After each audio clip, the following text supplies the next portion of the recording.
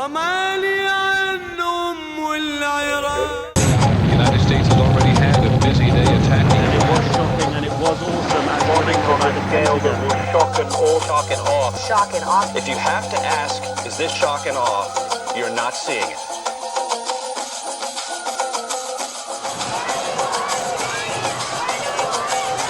we refuse to carry on business as usual while American soldiers and Iraqi civilians die under the machinery of war. In the last 10 years of unbridled corporate globalization, the world's total income has increased by an average of 2.5% a year. And yet, the number of poor in the world has increased by 100 million. Of the top 100 biggest economies, 51 are corporations, not countries. The top 1% of the world has the same combined income as the bottom 57%, and that disparity is growing. And now, under the spreading canopy of the war against terror, this process is being hustled along. The men in suits are in an unseemly hurry, while bombs rain down on us and cruise missiles skid across the skies, while nuclear weapons are stockpiled to make the world a safer place. Contracts are being signed, patents are being registered, oil pipelines are being laid, natural resources are being plundered, water is being privatized, and democracies are being undermined. A key element of the U.S. grand strategy today is to obtain further penetration, further control, and further exploitation of the third world. I call it globalization at gunpoint. The Economist called the new rules in Iraq a capitalist dream. And described the rules that Paul Bremer, the chief U.S. occupier in Iraq, as a wish list for foreign multinationals. This wish list, which was granted as part of the now infamous Order 39, which was on September 19th, was a transformation of the Iraqi economy, using basically traditional IMF structural adjustment policies, but in one fell swoop. So Order 39 announced that, contrary to Iraq's constitution, which places clear restrictions on foreign ownership of the Iraqi economy and deems essential services protected and not able to be privatized, these were just completely overthrown. And 200 Iraqi state firms were put up for privatization. This means giving the United States greater access to markets, labor, and resources across the third world. This is explicitly spelled out in the Bush September 2002 National Security Strategy, which calls for spreading free trade and free markets across the globe. And of course, this is code for the freedom of U.S. capital in particular to exploit those countries and region. They have been trying to put it into effect in Iraq. 2 months before the governing council was even formed, in May 2003, shortly after the U.S. invasion, the Wall Street Journal obtained a 100-page document detailing how the U.S. intended to create an economy in its own, quote, image. What's starting to happen is that international legal experts are coming forward, not from the left, but from international conservative law firms to say these contracts are extremely risky and they won't be respected. The only legal way out of this bind is the U.S. has to get a regime in Iraq quickly that's pliant enough to ratify the laws. That's the only way that they can make them legal. It is illegal. And Paul Bremer has gone on record since September of last year as telling us he wants to restructure Iraqi economy. He's not mincing his words on that. He wants to restructure the Iraqi economy, and he has been doing that by removing tariffs from Iraq, removing all domestic subsidies, by imposing a maximum flat tax of 15%, with loopholes so big Halliburton can go right through, and by, most importantly, coming up with an order that allows foreign corporations to own 100% of any Iraqi sector with the exception of oil, and then on top of that to remove 100% of their profits out of Iraq without delay at any time. And these laws have been reimposed, this year, 2004. It's not simply laws that were passed in 2003. They've been reimposed. And there's been numerous other things, such as recently, in the beginning of April and in the end of March, we have seen Paul Bremer impose laws that will strip the current Iraqi governmental ministries and possible future Iraqi governmental ministries of their ability to change the contracts that Bremer has given out to U.S. corporations and to change the economic structuring that Paul Bremer has imposed on Iraq over the past year. So he's stripping away future sovereignty of Iraq, not only present sovereignty. One of the main reasons the U.S. felt compelled to go to war against Iraq in 2003 was that sanctions were on the verge of collapse. If sanctions had collapsed, massive multi-billion-dollar oil deals that Saddam Hussein had signed with France and Russia would have come to fruition. It would have left France and Russia in a stronger position in Iraq than the United States, with a toehold into the Persian Gulf. And of course, this was coming at a time when the U.S. strategy has been to brook no rivals and to prevent the rise of any imperial challengers. I think that it explains the silence of Germany, Russia, China. What they're waiting to see is whether Bremer is going to respect the contracts that Saddam Hussein signed with Russian, Chinese, and French companies.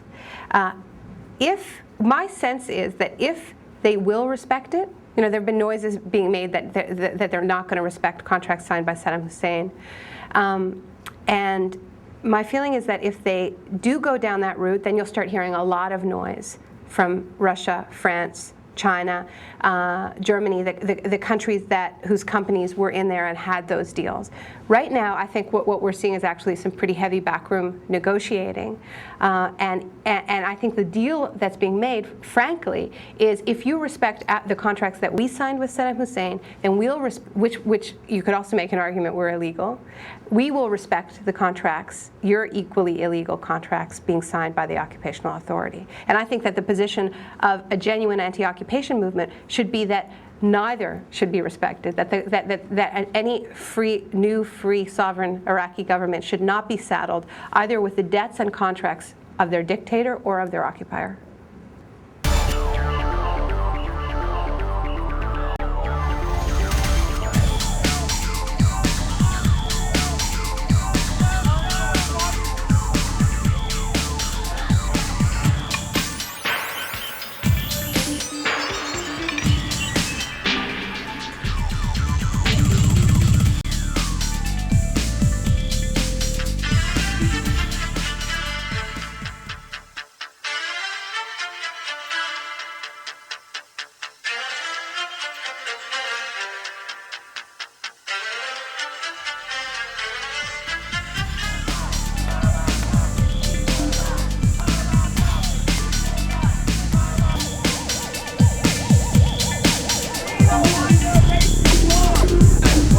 Today with George Bush Sr. And George Bush Sr. is he's a consultant for the Carlyle Group.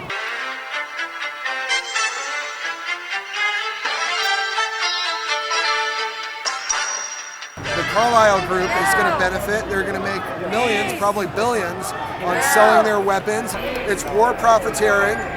It's insider trading, having top, ex-government officials get these defense industry contracts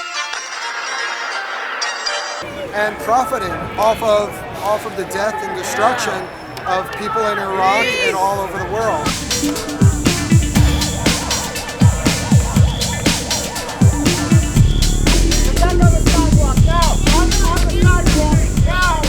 We're here today because we're putting out a message to all war profiteers. If you think you're going to make profits off the death of the Iraqi people, whether it's Carlyle Group, Halliburton, Bechtel, you are put on notice. We are going to expose you, and we are going to make it as difficult as hell for you to stay open. Companies like Bechtel and Halliburton definitely play an important role in influencing foreign policy and defense policy, or you could say offense policy in the United States. The federal government consults with these companies before they go to war, and so determines the nature of the war. So, for example, in October 2002, the federal government, Dick Cheney's office, met with a bunch of companies, including Halliburton and ExxonMobil and Chevron Texaco, to talk about how they would take over the Iraqi oil fields. Undoubtedly, they looked to profit from it, and they definitely steered the way the war was conducted in their private meetings with Dick Cheney and the U.S. administration.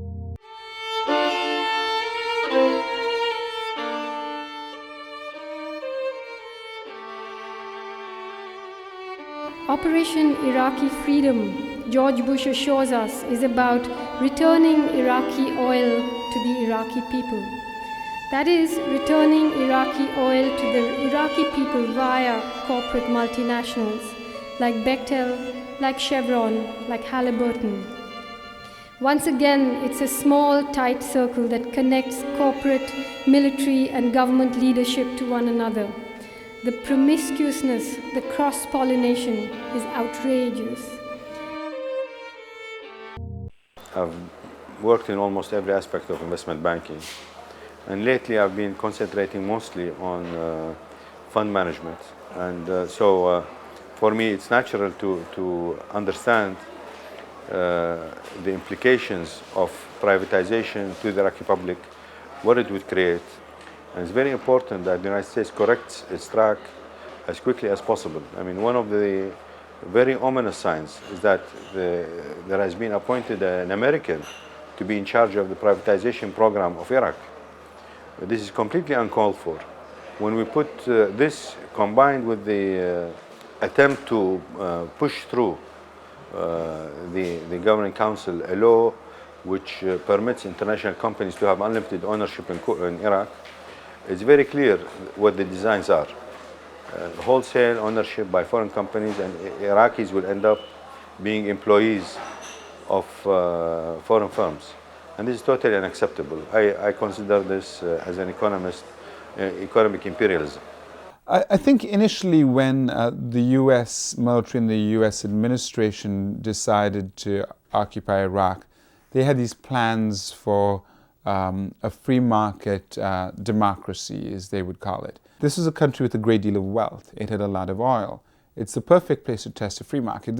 A free market is not going to really work in a place where people don't buy goods from. I mean, in Afghanistan, for example, doesn't have a lot of goods except opium. And so you can't really test a free market. Whereas here, you could have a flat tax, you could open up the borders, have no taxes, and it could prove that free trade worked. So they had these grand plans. They wanted to privatize. And in fact, the first overseer of Iraq, Jay Garner, didn't think that would work. He had some experience in the country, having worked in Kurdistan, and he was opposed to privatization. And so for those reasons, among others, he was fired from his job and replaced by Paul Bremer, who went right ahead and set up a couple of different laws, one that especially looked at the privatization of everything Iraqi, except the oil resources. And the oil resources are seen as sacrosanct because that's the mainstay of Iraqi wealth. And Iraqis would be very upset if that was wholly turned over to a foreign company. So that clearly was off the table. However, the rest of it didn't actually work either. There's a tender which is about to be decided on 5th of September for the mobile telecom in Iraq. The tender calls for 3 companies to start operating in 3 areas of Iraq: north, central, and southern Iraq. The conditions for the tender are such that it makes it impossible for an Iraqi company to be doing this, because it requires that the companies that enter the bids should be experienced. They should have experience in more than one country. And since Iraq is in a state of just coming out of a war, naturally there is no such company in Iraq. The tender for the Iraqi cell phones went to a company from Egypt called Irascom, which set up the first new Iraqna mobile system that functions only in Baghdad right now.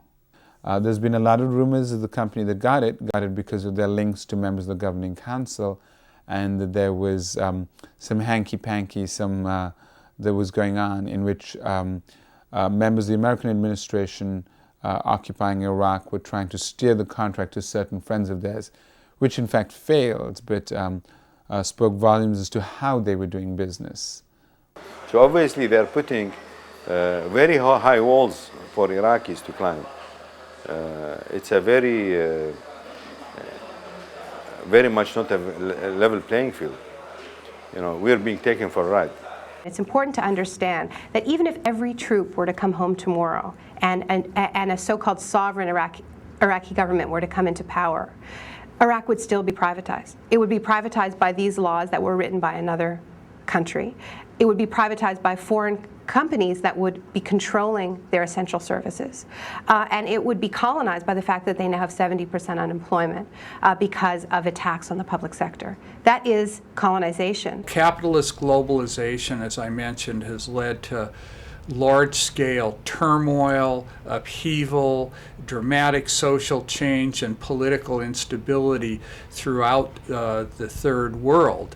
And so the U.S. is seeking new forms of control, new ways to try to stabilize that situation. And we're seeing this played out in Iraq with U.S. efforts to create a pro-U.S. neo-colony much more directly controlled by the United States than Saddam Hussein's government ever was. But we are also seeing the potential pitfalls and dangers of this in the kind of explosive resistance we're seeing in the streets of Iraq today. This whole grand strategy, mapping out this grand strategy is one thing, but accomplishing it is another. And the history I trace in my book shows that these grand schemes of empire often backfire, create unintended effects, and generate even greater resistance than existed before. The free market privatization plan has basically failed, and despite the fact that the neocons and the people in the US administration thought that Iraq would be the perfect place to do the experiment, presumably people would want to invest because it is potentially very wealthy, second largest reserves of oil in the world. However, when they arrived, they discovered the oil infrastructure was in very bad shape, in no small part because of the sanctions. And therefore, they weren't able to export the kind of oil to bring in the kind of income they were expecting. So they didn't have the money. The second thing is Saddam Hussein had basically employed pretty much everybody to work in the ministries and the companies and the fields and that sort of thing. They got very minimal wages, but they all had a job, despite of whether they did work or not. So when some of the managers of these institutions came along, they were like, well, we could make ourselves a lot more efficient, we could get rid of these surplus workers, and we could actually maybe get in some international investment that was lacking for the last 10 to 20 years because of the sanctions and various other things. So one daring fellow who ran, I believe, a vegetable oil company suggested that he would go first and experiment. So he fired his surplus workers and invited foreign investment. But then something he didn't expect happened. His workers, who no longer had a job, were pretty upset, so they came back and they killed him.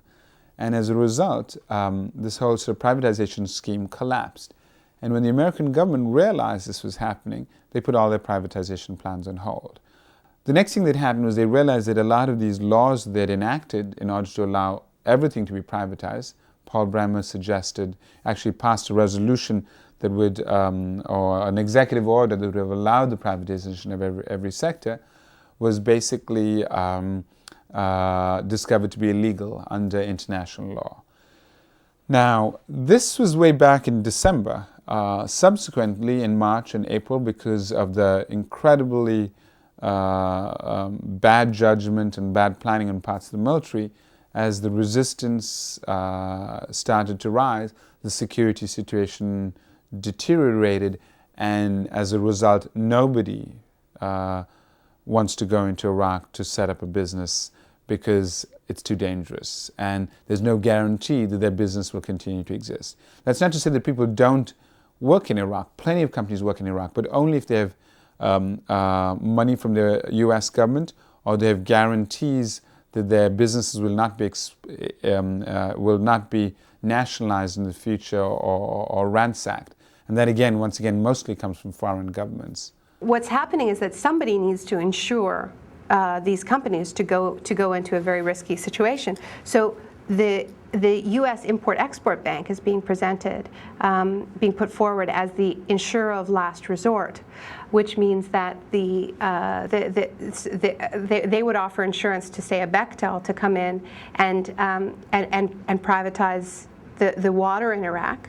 But then if a new Iraqi government then decides to renationalize that asset, it would be the U.S. taxpayers, not Bechtel, that would be on the hook. So the U.S. taxpayers not only pay with their $87 billion in terms of bankrolling this reconstruction boondoggle, but they will then have to potentially pay again when it becomes clear that these contracts were illegal to begin with.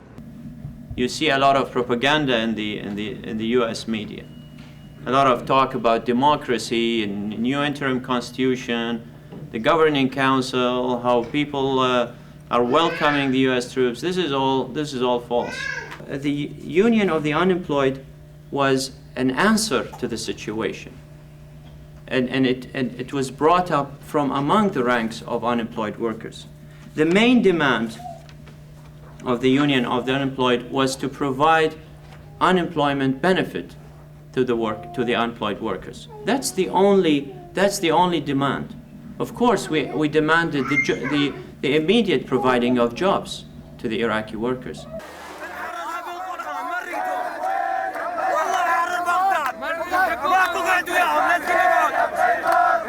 We want jobs! We want jobs! 3 out of 4 Iraqis, according to the International Monetary Fund, don't have a job. This is a huge, huge problem and is sowing a lot of resentment. The fact that people see these American occupiers, the soldiers, and they also see foreign workers coming and doing those jobs that they would like to do. And a lot of things that people are being imported for, whether it's truck driving or cooking, are jobs that people in any country can do, and most certainly they can do in Iraq. Iraq has very sophisticated doctors and civil engineers too. Many of those people were fired because they were seen to be Ba'athist. Now, given that 10% of the population was a member of the Ba'ath Party, it has created many problems, especially since in order to rise within the ranks, you had to be a member of the Ba'ath Party. As a result, every experienced doctor, teacher, engineer is now out of work. And as a result, things are not functioning very well because most people have no idea where the equipment is or the services are. Since the 40s, the working movement in Iraq have been active. Thousands get to the streets, thousands clash with the police. Many hundreds of workers have been martyrs to the working class movement in Iraq. So these achievements are not Saddam's achievements. These achievements are the workers' achievements. Now they are attacking these achievements with the help of the US, with the help of Paul Bremer. They want to falsify the cause of Iraqi workers. But they don't know that there are independent workers who would organize their own workers. And we succeeded in that. This demonstration was organized by the UUI, Union of Unemployed in Iraq. It started at the headquarters of the union, which was at the end of Rashid Street, near Tahrir Square. It crossed the bridge, Al Jamhuriya Bridge, and approached the CPA headquarters, which was the presidential palace, Al Qasr Al Jamhuri. And there we shouted slogans that demanded jobs or social benefits for all unemployed people in Iraq. A lot of the services have not been fully restored. So in Baghdad, 50% of the time there's no electricity. Now, Iraq was a very modern economy with, completely functional electricity before the first Gulf War, with good hospitals, good education system, and all of this was for pretty much free. So most of this stuff no longer functions. The sewage plants that were bombed by the Americans in the first Gulf War continue to be inoperable, and therefore the water for Iraqis is polluted. So that's a major deterioration of the quality of life. Children's playgrounds are empty. and abandoned. The main park in Baghdad is unused. Even under Saddam Hussein's time, people went and played there, and that no longer happens.